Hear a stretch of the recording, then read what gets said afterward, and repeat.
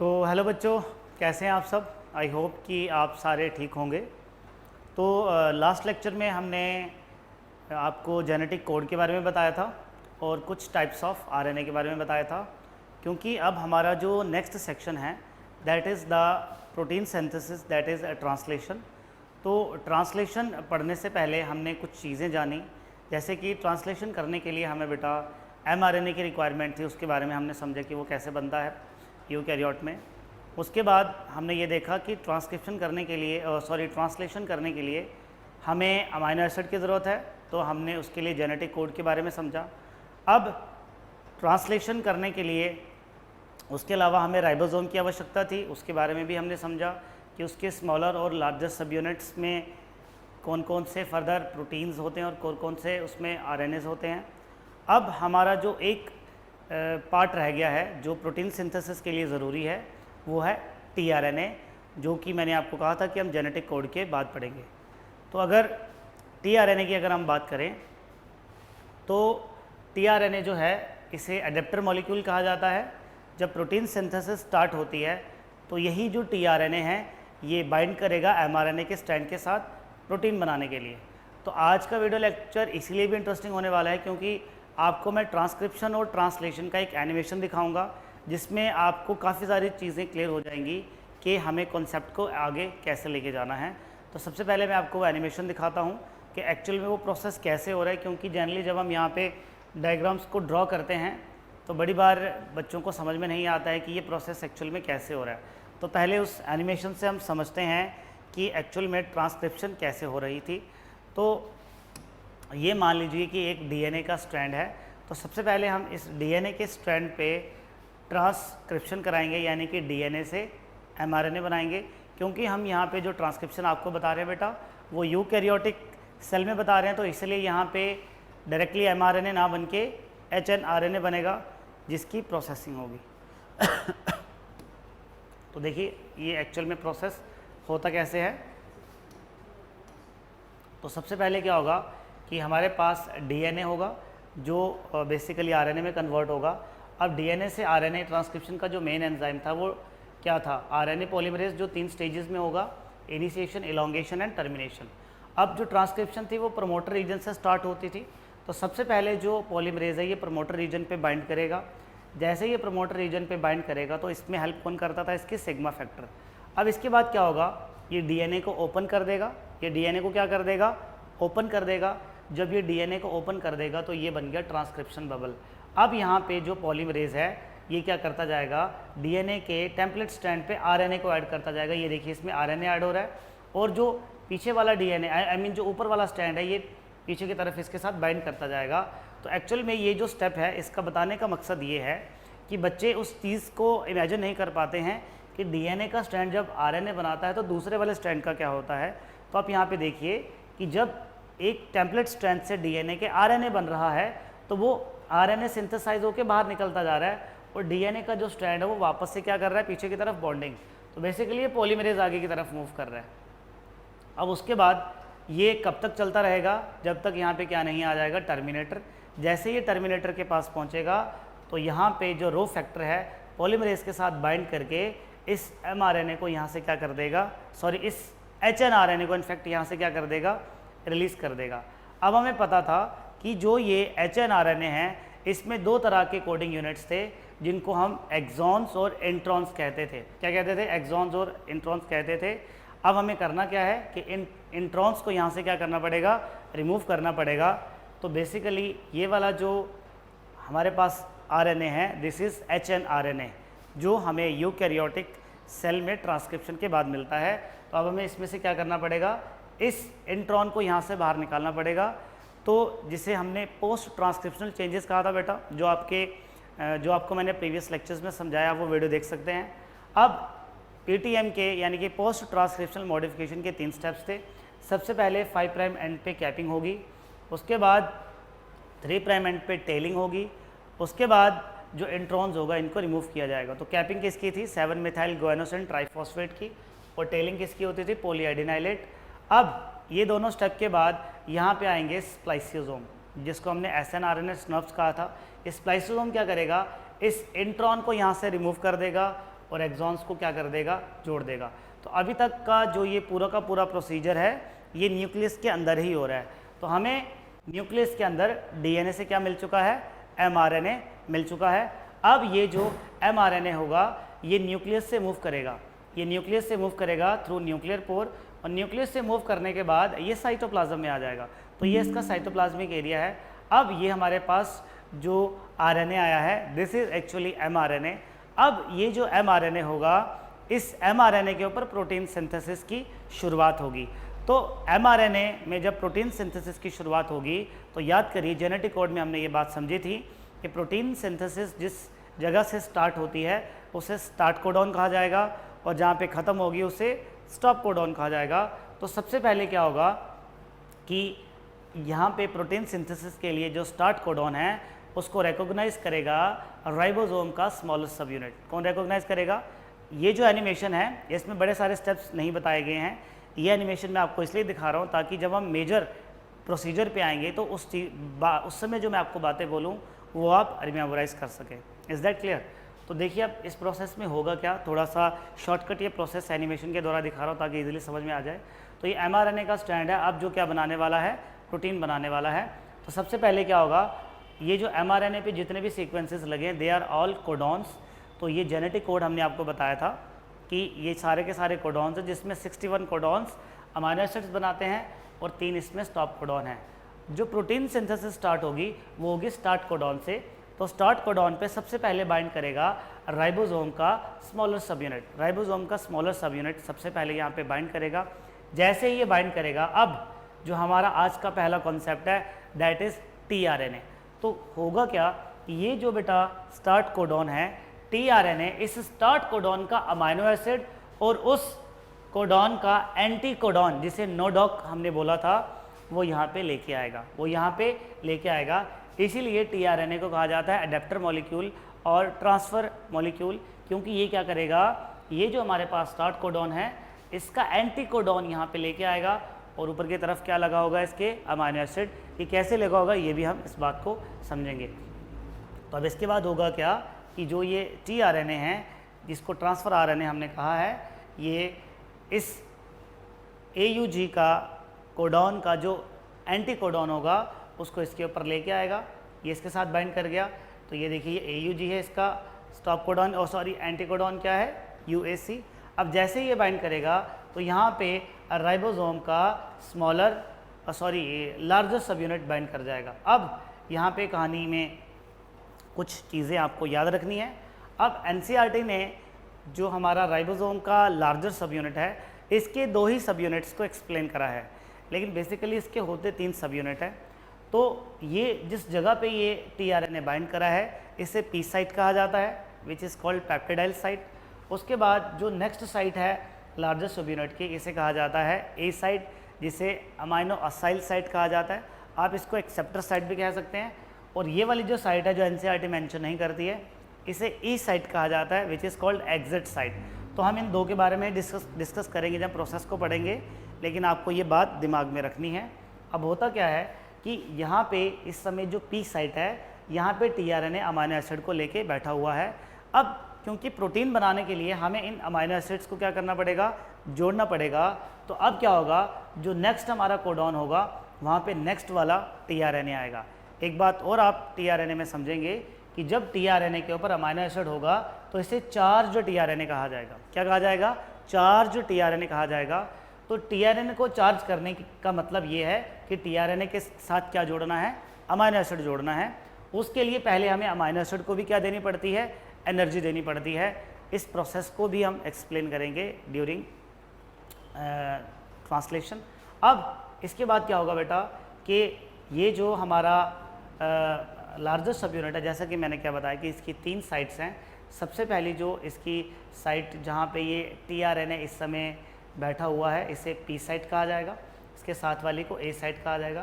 Peptidyl, exit and acceptor, आप simply याद रख सकते हैं। अब ए पे, ए का मतलब एक्सेप्टर, एक्सेप्टर साइट पे नेक्स्ट अमीनो एसिड आएगा। क्या आएगा, नेक्स्ट अमीनो एसिड आएगा और यहाँ पे आके जुड़ेगा, ठीक है। और ये इसका कोडॉन, ये कोई भी हो सकता है।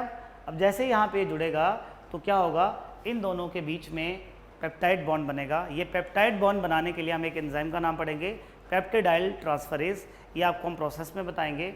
अब इन दोनों के बीच में क्या हो जाएगी, बॉन्डिंग हो जाएगी। बॉन्डिंग कहाँ पे होगी, कैसे होगी, ये सारा आपको बताया जाएगा।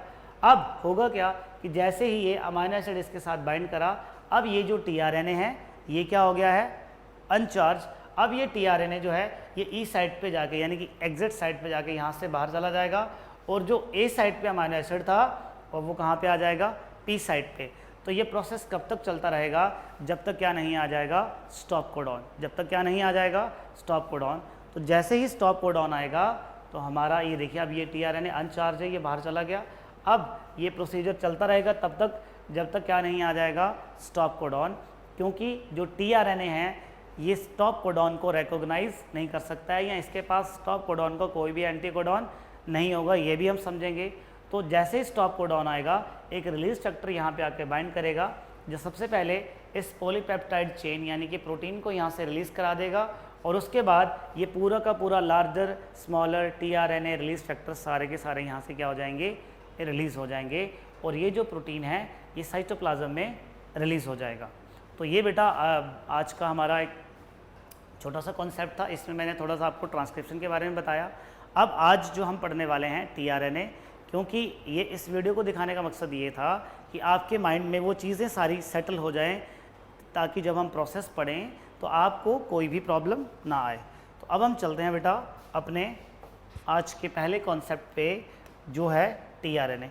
तो जैसा कि अभी अभी आपने देखा कि जो टीआरएनए है वो ट्रांसफ़र आरएनए की तरह बिहेव करता है, तो अडेप्टर मॉलिक्यूल की तरह भी बिहेव करता है। तो टीआरएनए के कुछ इंपॉर्टेंट पॉइंट्स हमें पहले याद रखने हैं। Transfer RNA is the second most stable RNA. तो फर्स्ट स्टेबल आरएनए कौन सा वाला था, आरएनए राइबोसोमल। उसके बाद ये सेकंड मोस्ट अबंडेंट भी है।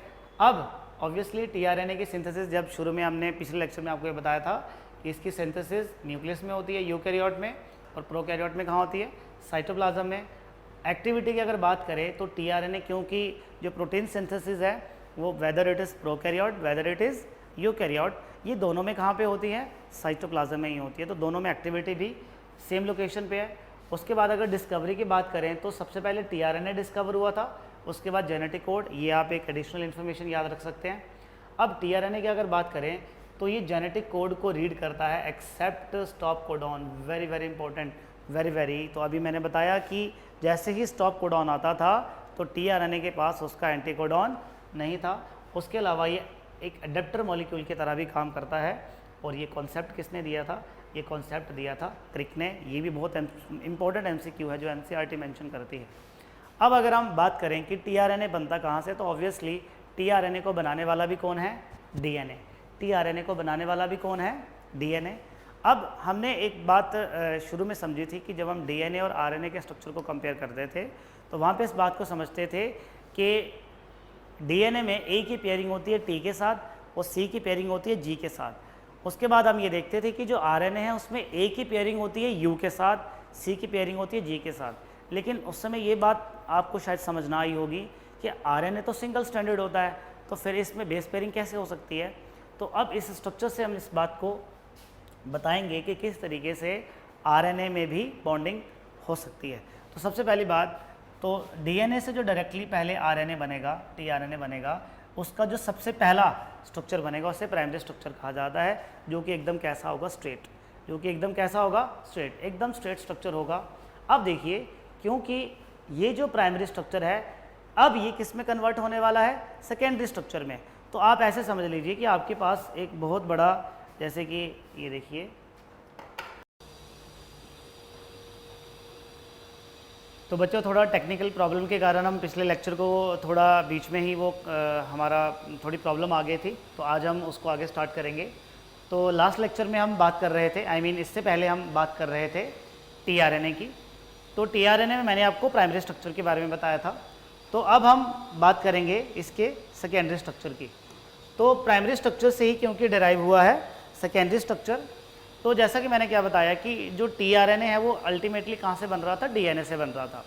तो डीएनए से जब टीआरएनए बना तो प्राइमरी स्ट्रक्चर कैसा था, एकदम स्ट्रेट। तो मैं यहाँ पे कुछ एलेबोरेट, इसको ही देखिए आप, जैसे सपोज़ करिए कि ये tRNA है, स्ट्रेट स्ट्रक्चर आपके पास एक tRNA का। अब होगा क्या कि जो सेकेंडरी स्ट्रक्चर बनेगा बेटा वो कहीं ना कहीं इस प्राइमरी स्ट्रक्चर की फोल्डिंग से ही बनेगा, जिस तरीके से प्रोटीन्स में कहीं ना कहीं ऐसा होता था।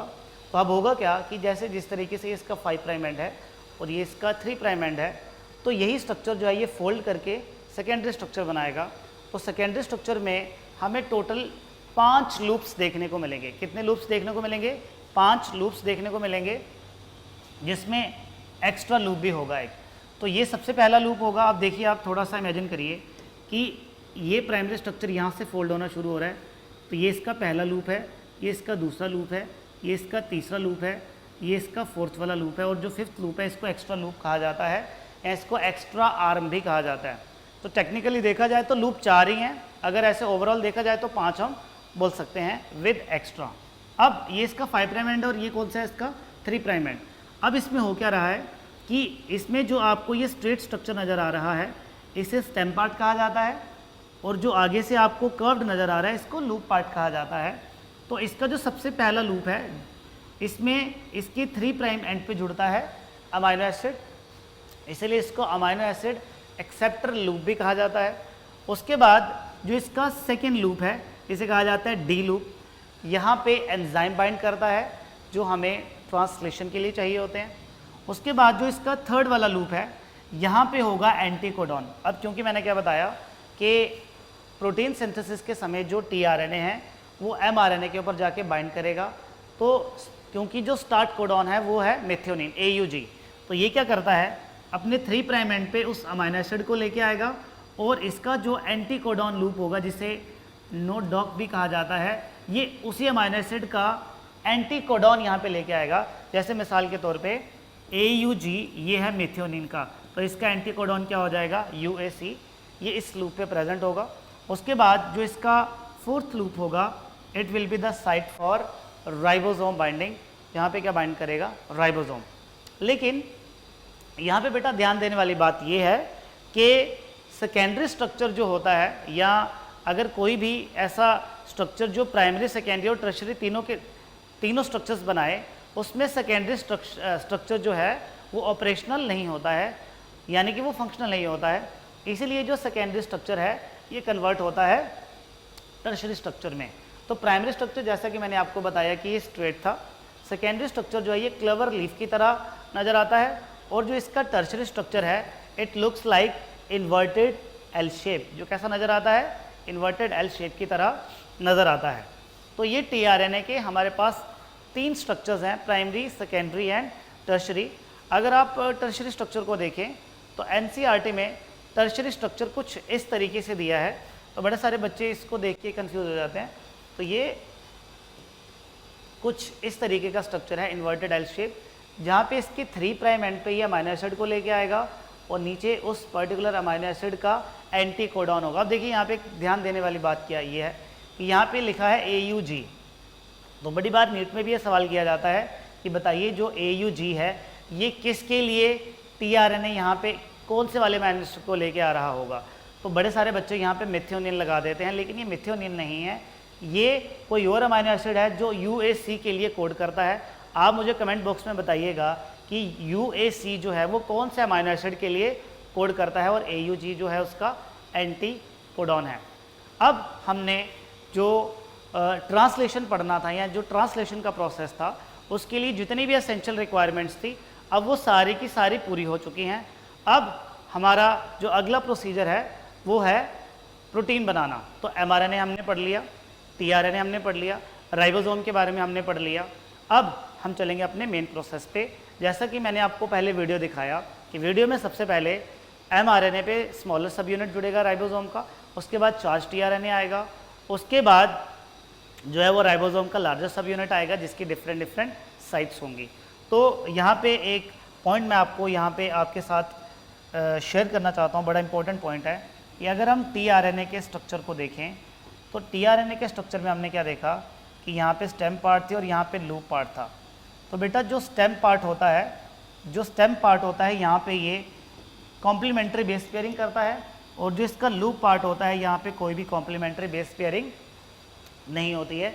इसीलिए जो tRNA है इसे पार्शियल डबल स्ट्रैंडेड DNA भी आप कह सकते हैं। क्या कह सकते हैं? पार्शियल डबल स्ट्रैंडेड DNA, और डबल स्ट्रैंडेड DNA तो नहीं कह सकते, पार्शियल डबल स्ट्रैंडेड tRNA हम इसे कह सकते हैं। ठीक है, अब हम यहाँ से आगे चले जाएंगे प्रोटीन के ऊपर। इसके बाद हम पढ़ेंगे protein synthesis, that is translation. ठीक है, तो ट्रांसलेशन की अगर बात करी जाए तो ट्रांसलेशन क्या था? The formation of protein from mRNA। बहुत सिंपल सा कॉन्सेप्ट है।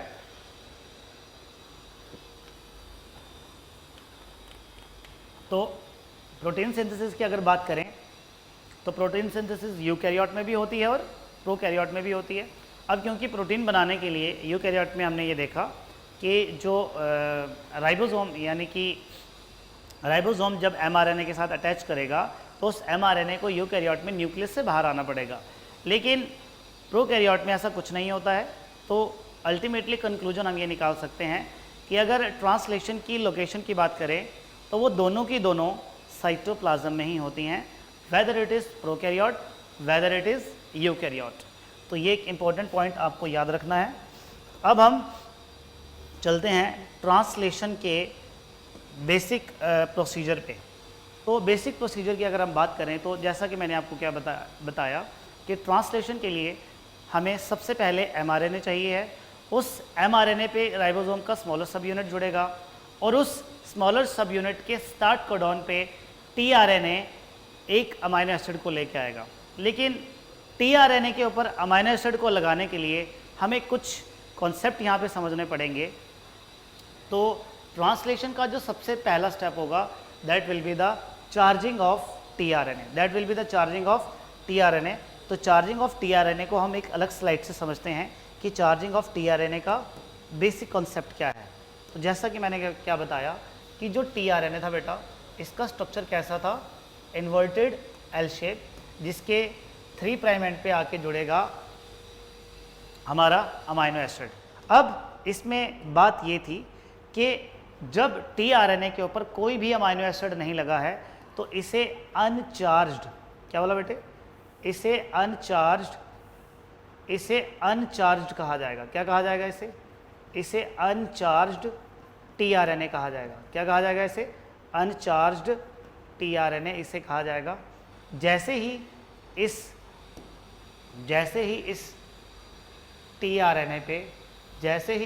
tRNA के 3 प्राइम एंड पे अमाइनो एसिड जुड़ा, ये कोई भी हो सकता है, जैसे ही कोई अमाइनो एसिड यहाँ पे जुड़ा तो ये क्या हो जाएगा? चार्ज्ड। क्या हो जाएगा? चार्ज। तो ये तो सबसे पहला अंतर है कि चार्ज और अनचार्ज में क्या अंतर होता है। Now the point is that कि अगर हमें इस अमाइनो एसिड को इस tRNA पे जोड़ना है तो हमें इस अमाइनो एसिड को भी क्या करना पड़ेगा? पहले एनर्जी देनी पड़ेगी। हमें इस अमाइनो एसिड को भी पहले चार्ज करना पड़ेगा, उसके बाद जाके जो ये चार्ज्ड अमाइनो एसिड है ये tRNA पे जाके जुड़ेगा। तो इसके लिए जो हमारे बेसिक स्टेप्स होंगे, यानी कि अल्टीमेटली जो चार्जिंग ऑफ tRNA के बेसिक स्टेप्स होंगे, उसमें सबसे पहले क्या होने वाला है? उसमें सबसे पहले बेटा जो अमाइनो एसिड है इसको एक्टिवेट करेगा कौन? ATP। इसको एक्टिवेट करेगा कौन? ATP। तो सबसे पहले स्टेप में क्या होगा? जो अमाइनो एसिड है ये इस्तेमाल करेगा ATP का। किसका इस्तेमाल करेगा? ATP का। जब अमाइनो एसिड ATP का इस्तेमाल करेगा सो ये इस ATP में से 2 फॉस्फेट का यूज़ करेगा, क्योंकि जो ATP में एनर्जी होती है वो किसके अंदर होती है? फॉस्फेट बॉन्ड्स के अंदर होती है। और ये अमाइनो एसिड कन्वर्ट हो जाएगा अमाइनो असाइल एडिनोसिन मोनोफॉस्फेट। बड़ा सिंपल सा कॉन्सेप्ट है। ATP में से अगर 2 फॉस्फेट चले गए तो पीछे क्या बचा? AMP यानी कि मोनोफॉस्फेट। और अमाइनो एसिड किस में कन्वर्ट हो जाएगा? Amino acyl. और ये 2 इनऑर्गेनिक फॉस्फेट बाहर आ गए। अब हमने यहाँ पे अमाइनो एसिड को क्या कर लिया है? चार्ज कर लिया है। अब ये जो हमारा चार्ज या एक्टिवेटेड अमाइनो एसिड है, अब हमें इसको किसके साथ जोड़ना है? इस अनचार्ज्ड tRNA के साथ जोड़ना है, यानी कि अमाइनो असाइल AMP को जोड़ना है tRNA के साथ। और ये बहुत ही इम्पोर्टेंट स्टेप है, क्योंकि यहाँ पे एक बहुत ही इम्पोर्टेंट एंजाइम काम में आता है जिसका नाम है अमाइनो असाइल टीआरएनए सिंथेटेज। तो देखो बेटा ये एंजाइम क्या करेगा, इस चार्ज या फिर इस एक्टिवेटेड अमाइनो एसिड को टीआरएनए के साथ क्या कर देगा, बाइंड कर देगा। ये हम कुछ ऐसे बता देते हैं आपको, ये मान लीजिए कि ये हमारा एक्टिवेटेड अमाइनो एसिड है, हमें इसको किसके साथ जोड़ना है, चार्ज टीआरएनए के साथ जोड़ना है। और इस चीज़ में इसकी हेल्प कौन करेगा, अमाइनो एसाइल टीआरएनए सिंथेटेज। और जब ये रिएक्शन कंप्लीट हो जाएगी तो टीआरएनए के साथ क्या जुड़ जाएगा, अमाइनो एसिड जुड़ जाएगा और एएमपी रिएक्शन से बाहर आ जाएगा। अब जो ये टीआरएनए है ये चार्ज हो चुका है। अगर आपको इसकी बॉन्डिंग समझनी है, ये आपके लिए एक्स्ट्रा है। तो यहाँ पे बेसिकली जो बॉन्डिंग है वो अमाइनो एसिड के 3 प्राइम एंड के OH ग्रुप, क्योंकि मैंने क्या बताया था आपको, क्योंकि इसमें राइबो शुगर होता है तो राइबो शुगर का OH यानी कि अल्कोहल ग्रुप, और अमाइनो एसिड में क्योंकि एक NH2 ग्रुप होता है और एक CH ग्रुप होता है, तो COH और OH के बीच में बॉन्डिंग होती है। और बॉन्डिंग होने के बाद जो ये अमाइनो एसिड किसके साथ बाइंड कर जाता है, ये बाइंड कर जाता है टीआरएनए के साथ। तो पहला स्टेप ये था कि हमने टीआरएनए को क्या कर लिया, यहाँ पे चार्ज कर लिया। अब जब टीआरएनए चार्ज हो गया है, अब जो हमारा अगला स्टेप होगा that will be the initiation, that will be the initiation. तो अब इनिशिएशन स्टेप में क्या होगा, ध्यान से देखिए। तो जिस तरीके से आपको एनिमेशन में दिखाया कि इनिशिएशन स्टेप में जो हमारा एमआरएनए होगा, एमआरएनए पे सबसे पहले राइबोसोम का स्मॉलेस्ट सब यूनिट जुड़ेगा। क्या जुड़ेगा, राइबोसोम का स्मॉलेस्ट सब यूनिट जुड़ेगा। तो इन केस ऑफ यूकैरियोट जो स्मॉलेस्ट सब यूनिट है वो 40S है और प्रोकैरियोट के केस में वो 30S होगा। तो सबसे पहले राइबोसोम का स्मॉलेस्ट सब यूनिट जुड़ेगा। जैसे ही राइबोसोम का स्मॉलेस्ट सब यूनिट जुड़ेगा उसके बाद यहाँ पे चार्ज टीआरएनए आ जाएगा और ये अपने साथ किसको लेके आया है, अमाइनो एसिड को लेके आया है। और ये जो हमारा स्मॉलेस्ट सब यूनिट है ये कहाँ पे जाके बाइंड करेगा, स्टार्ट कोडॉन पे, जो कि AUG है। तो इस स्टेप पे अगर देखें, तो हमारे पास क्या क्या है, हमारे पास एमआरएनए है, राइबोसोम का 40S है, चार्ज टीआरएनए है, और ये बेसिकली जो हमारा चार्ज टीआरएनए कौन सी साइड पे है, पी साइट, लेकिन ये लार्जेस्ट सब यूनिट की होगी, लेकिन वो बाय कन्वेंशन पी साइड पे आके ही अटैच होगा।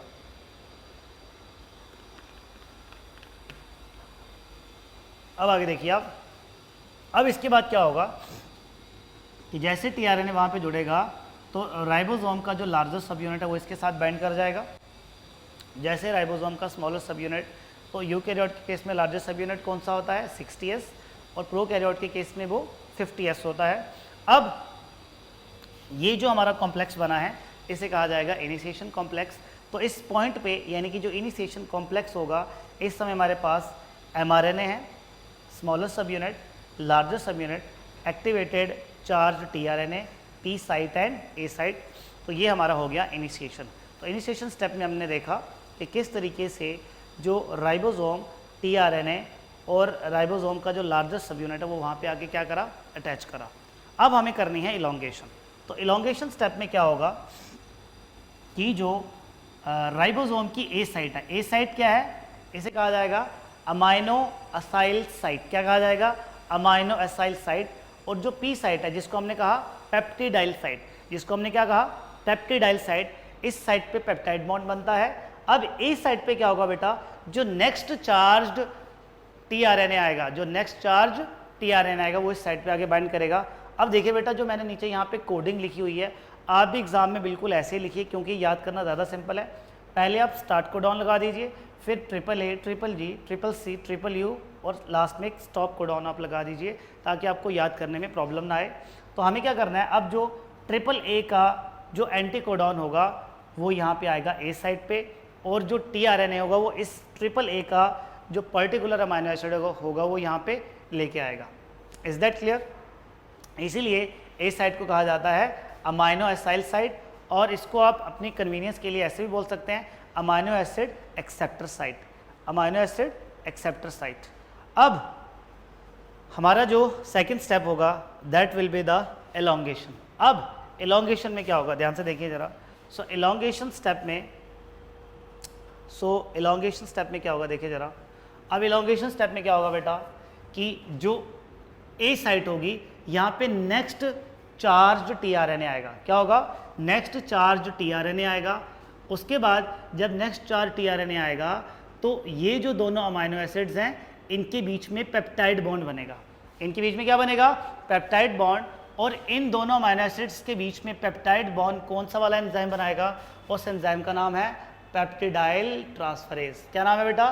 Peptidyl transferase. तो यहाँ पे आपको नीट के लिए कॉन्सेप्ट याद रखना है। जो पेप्टिडाइल ट्रांसफरेज है, एक तो ये पेप्टाइड बॉन्ड बनाएगा और पेप्टिडाइल ट्रांसफरेज को राइबोसोम भी कहा जाता है। और याद करिए जब हमने आपको आरएनए पढ़ाए थे तो प्रोकैरियोट में जो 23S आरएनए होता है ये पेप्टिडाइल ट्रांसफरेज को बनाने में हेल्प करता है, या इसको आप पेप्टिडाइल ट्रांसफरेज कह सकते हैं। और यूकैरियोट में जो 28S आरएनए है ये पेप्टिडाइल ट्रांसफरेज को बनाने में रिस्पॉन्सिबल होगा। Is that clear?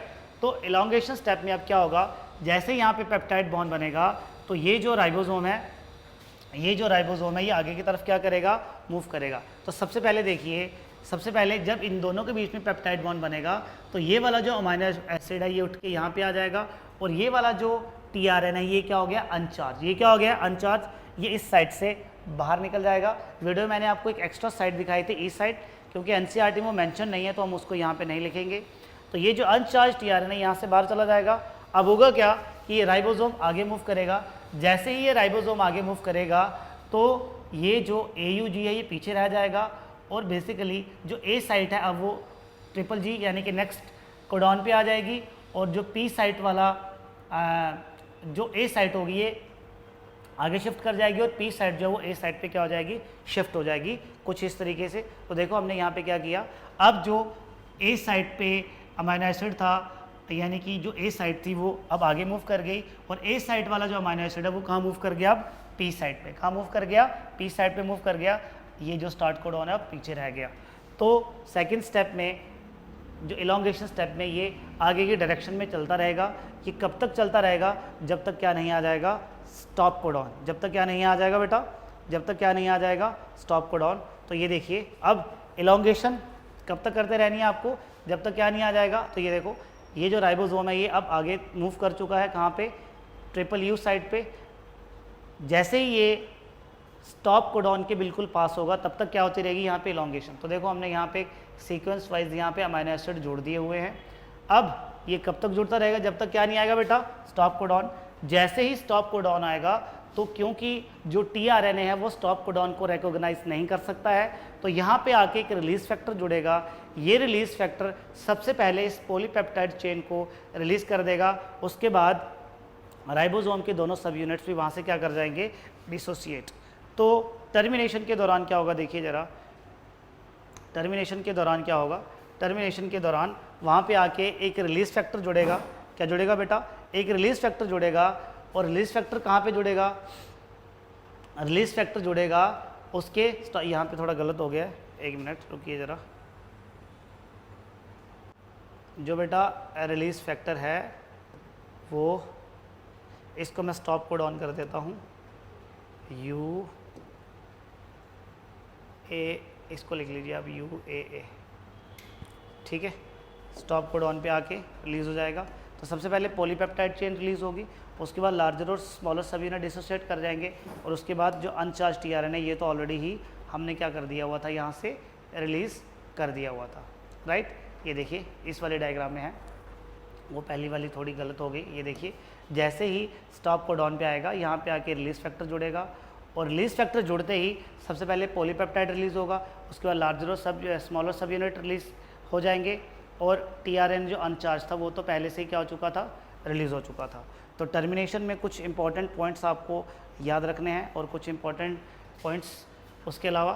तो टर्मिनेशन में क्या होगा, जैसे ही टीआरएनए स्टॉप कोडॉन के पास पहुंचेगा, रिलीज फैक्टर स्टॉप कोडॉन के साथ बाइंड करेगा और polypeptide chain release, smaller larger सब यूनिट भी क्या कर जाएंगे, डिसोसिएट।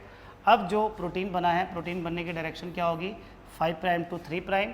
और प्रोटीन के एक तरफ कौन सा होता है, NH2 यानी कि एन टर्मिनस एंड, और एक तरफ क्या होता है COOH यानी कि C टर्मिनल एंड। ट्रांसलेशन के लिए बेटा जो हमें मिनरल्स चाहिए हैं, दैट इज़ मैग्नीशियम 2 पॉजिटिव। ये एक इंपॉर्टेंट मिनरल है जो ट्रांसलेशन के लिए आवश्यक होता है। उसके बाद जो पेप्टाइड बॉन्ड होता है ये कौन सी साइड पे बनता है, A साइड पे बनता है। बहुत इंपॉर्टेंट पॉइंट, बहुत ज़्यादा इंपॉर्टेंट पॉइंट, पेप्टाइड बॉन्ड कहाँ बनता है, A साइड पे बनता है। उसके बाद हमने ये देखा कि स्टॉप कोडॉन से लेके जब हम स्टार्ट से लेके जब हम स्टॉप के बीच में आए तो इसके बीच में क्या हुई बेटा, प्रोटीन सिंथेसिस हुई। तो स्टार्ट कोडॉन से पहले और स्टॉप कोडॉन के बाद वाले जो रीजन्स होते हैं इनमें ट्रांसलेशन नहीं होता है। इन रीजन्स को कहा जाता है अनट्रांसलेटेड रीजन्स। क्या कहा जाता है इन्हें? Untranslated regions. तो सिंपल भाषा में अनट्रांसलेटेड रीजन वो हैं जो स्टार्ट कोडॉन से पहले हैं और स्टॉप कोडॉन के बाद हैं, जिन्हें कहा जाएगा UTRS, अनट्रांसलेटेड रीजन्स। तो इसी के साथ बेटा हमारा जो प्रोटीन सिंथेसिस है ये ख़त्म होता है। तो प्रोटीन सिंथेसिस में हमने ये देखा कि किस तरीके से जो हमारा mRNA था उसने राइबोसोम और tRNA की हेल्प से प्रोटीन बनाया। Is that clear? अब हमारा जो नेक्स्ट लेक्चर होगा इसमें अभी तक जो हमने ट्रांसक्रिप्शन और ट्रांसलेशन पढ़े हैं, क्योंकि बेटा जब तक ट्रांसक्रिप्शन और ट्रांसलेशन नहीं होगा तब तक जो है वो जीन एक्सप्रेस नहीं कर सकता है। तो हम अपने अगले लेक्चर में इस बात को डिस्कस करेंगे कि जीन का एक्सप्रेशन कैसे होता है। इसका एलिमेंट्री आइडिया मैं आज थोड़ा सा आपको दे देता हूँ। जीन एक्सप्रेस होने का मतलब क्या है? प्रोटीन का बनना। जीन एक्सप्रेस होने का मतलब क्या है? प्रोटीन का बनना। और प्रोटीन कब बनेगा? जब mRNA बनेगा। और mRNA कब बनेगा? जब mRNA किससे बनता है? DNA से। तो DNA से mRNA यानी कि ट्रांसक्रिप्शन, mRNA से प्रोटीन यानी कि ट्रांसलेशन। तो जीन एक्सप्रेशन के लिए ये 2 स्टेप्स बहुत ज़्यादा ज़रूरी हैं। तो इसको हम अपने अगले लेक्चर में डिस्कस करेंगे। हमारा एक टॉपिक और रह गया हुआ है म्यूटेशंस, तो उसका भी एक वीडियो आपको आ जाएगा। तो आज का वीडियो हम यहीं पे ख़त्म करते हैं। आई होप आपको काफ़ी अच्छी से अंडरस्टैंडिंग बनी होगी। और ये जितने भी मैंने आपको यहाँ पे नोट्स दिए हैं ये मैं फिर से रिपीट कर रहा हूँ, इससे ज़्यादा आपको पढ़ने की ज़रूरत नहीं है। They are more than sufficient whether you are studying CBSE, state board, ICSE और नीट। ओके बेटा, तो आज का वीडियो यहीं पे ख़त्म करते हैं। Till then take care and have a good day.